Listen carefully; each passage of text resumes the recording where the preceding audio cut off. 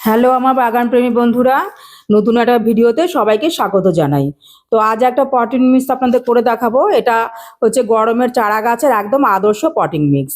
তো আপনারা দেখতেই পাচ্ছেন, এই যে কোকোপিট, বালি আর ভার্মি কম্পোস্ট রয়েছে পাশে, আর রয়েছে ফাঙ্গিসাইড। তাই এই যে ফাঙ্গিসাইডটা, এটা আমি 1 চামচ নিয়েছি। তো এইবার আমি এই পটিং মিক্সটাকে ভালো করে মিশিয়ে নেব।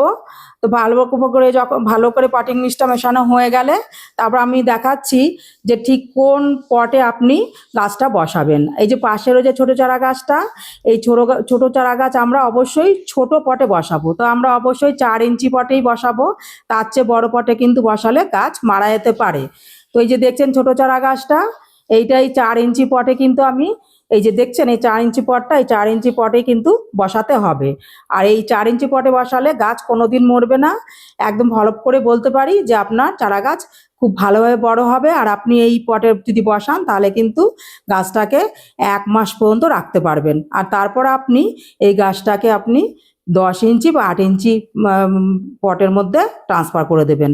আর এই ছোটো চারা গাছটা দেখতে পাচ্ছেন, এই যে ফুল হয়েছে, এই ছোটো চারা গাছটা কিন্তু ওই যে দেখছেন ছোটো চারা গাছটা ওই রকম সাইজ ছিল। তারপরে আমি ওটাকে 4 ইঞ্চি, এই 4 ইঞ্চি পটে বসিয়েছি। আর এখন দেখুন ফুলও চলে এসছে।